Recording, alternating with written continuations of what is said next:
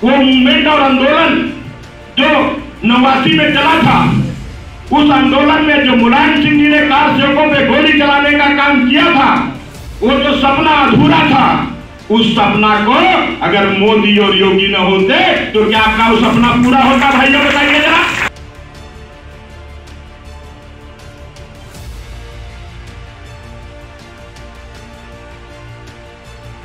MLC पद पर कमल खिलाने के लिए सीतापुर में सांसदों, विधायकों और पार्टी नेताओं ने पूरी ताकत झोंक दी है। बुधवार को सेवता विधायक ज्ञान तिवारी ने भाजपा एमएलसी प्रत्याशी पवन सिंह चौहान को जिताने के लिए जिला पंचायत सदस्यों, ग्राम प्रधानों और क्षेत्र पंचायत सदस्यों से संवाद किया। विकास खंड रामपुर मथुरा कार्यालय सभागार में भाजपा प्रत्याशी पवन सिंह चौहान को भारी मतों से जिताने की अपील की। ग्राम प्रधानों व बीडीसी को संबोधित करते हुए कई मुद्दों पर कांग्रेस, सपा आदि राजनीतिक दलों को निशाने पर लिया और भारतीय जनता पार्टी सरकार की उपलब्धियां गिनाते हुए कहा। 6 अप्रैल सन 1980 को अधिवेशन बुला करके भारतीय जनता पार्टी की नींव रखी। वो भारतीय जनता पार्टी जो गांव गरीब किसान के लिए, झुग्गी झोपड़ी में रहने वाले इंसान के लिए, महिलाओं की सुरक्षा और सम्मान के लिए, दलितों के उत्थान के लिए दृढ़ संकल्पित होकर के काम कर रही है। ये वो भारतीय जनता पार्टी है जो पहले जनसंघ की स्थापना डॉक्टर श्यामा प्रसाद, जो यहां चित्र लगेंगे, 3 चित्र लगेंगे। एक भारत माता का चित्र है, दूसरा डॉक्टर श्यामा प्रसाद मुखर्जी जी का चित्र है, तीसरा पंडित दीनदयाल उपाध्याय जी का चित्र। Doctor Shyama Prasad Mukherjee gold medallist थे और जो कलकत्ता की यूनिवर्सिटी थी उसके बाद परम पूज्य गुरु जी के शरण में आकर के जब हमारे देश का विभाजन हुआ था, तो उस देश के विभाजन में हिंदुस्तान और पाकिस्तान का बंटवारा हुआ। हम लोग तो उस समय नहीं थे, बहुत कम लोग अब उस जमाने के बचे होंगे। इतनी मारकाट हुई थी कि ट्रेनों में भर करके लोग आए। ये स्थिति हुई थी जो पाकिस्तान में हिंदू, उसके जी ने किया था। आज जो धारा 370 हटी है, हम ये कह सकते हैं, बहुत लंबा विषय हो जाएगा, लेकिन इतना कहना आवश्यक है आज के इस अवसर पे कि जो हमारा अखंड भारत है, कश्मीर से लेकर कन्याकुमारी तक और अटक से लेकर कटक तक, या तो इसके लिए सरदार पटेल जी ने आवाज उठाई थी। जब सरदार पटेल जी ने जब बंटवारा हुआ था, लगभग 465 रियासतें ऐसी थी जो स्वतंत्र थी, चाहे वो भारत के साथ जा सकती थी, चाहे वो पाकिस्तान के साथ जा सकती थी, लेकिन सरदार पटेल जी ने सबको जोड़ करके, इसीलिए ये बंटवारे में भारत आपका विशाल दिखता है, बड़ा दिखता है, पाकिस्तान छोटा टुकड़ा दिखता है। लेकिन 3 रियासत कतई आने के लिए तैयार नहीं थी। एक जूनागढ़, एक हैदराबाद के निजाम, जूनागढ़ गुजरात में था, और एक जम्मू कश्मीर। लेकिन उनपे भी दबाव बनाया, वो भी जुड़ गए, लेकिन जम्मू कश्मीर कभी आने के लिए तैयार नहीं था। उसको पंडित नेहरू ने अपने हाथ में लेकर के रखा। पंडित नेहरू ने तो जो सोमनाथ जी का मंदिर बना है, वो लोकसभा में प्रस्ताव आने के बाद बना।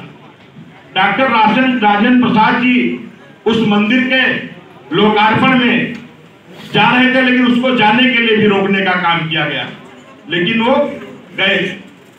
अब आप सोचिए, आज उस भारतीय जनता पार्टी जो जनसंघ के रूप में हम माता वैष्णो देवी के दर्शन के लिए, बाबा अमरनाथ दर्शन के लिए हमें परमिट लेना पड़ता था। जैसे हम जाते हैं श्रीलंका या अन्य देशों में, आप परमिट लेके अपने देश में तब आप बोल सकते थे। इसी का इन्होंने विरोध किया।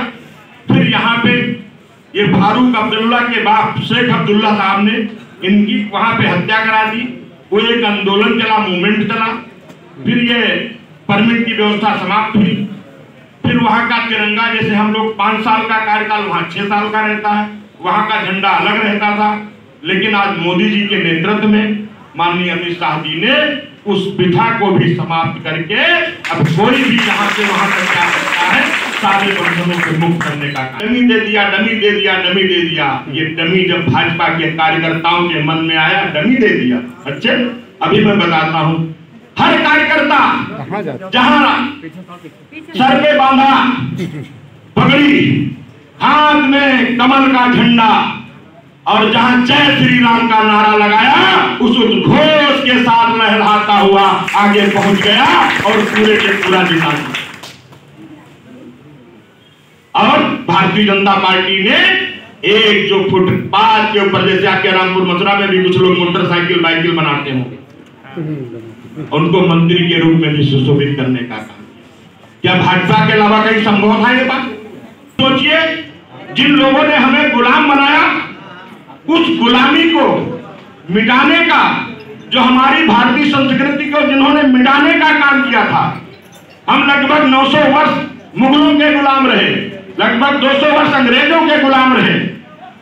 आज से लगभग 500 वर्ष पूर्व 1537 में जिस हमारे प्रभु राम के दिव्य और भव्य मंदिर को तोड़ने का काम किया गया था, उस राम जन्मभूमि के आंदोलन को, जिसको हम सांस्कृतिक आंदोलन कहते हैं, जो प्रभु राम हमारे प्राणवायु हैं, जिसको लेकर के हमारे नेता श्रद्धेय आडवाणी जी ने रथ यात्रा रोकी थी, जिसे लालू प्रसाद ने बिहार में रोका था, वो मूवमेंट और आंदोलन जो 89 में चला था, उस आंदोलन में जो मुलायम सिंह जी ने कार सेवकों पे गोली चलाने का काम किया था, वो जो सपना अधूरा था, उस सपना को अगर मोदी और योगी न होते तो क्या आपका वो सपना पूरा होता? भाइयों बताइए जरा, ये पूरा करा पाते क्या?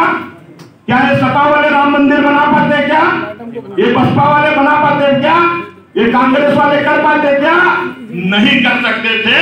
ये लोग तो गोली चलाने वाले लोग आज वोट के लालच में जनेऊ भी पहन लेते हैं, दर्शन करने भी जाते हैं, कहीं परशुराम जी भेदभाव कर रहा है तो यहाँ जमीन पे कर रहा है।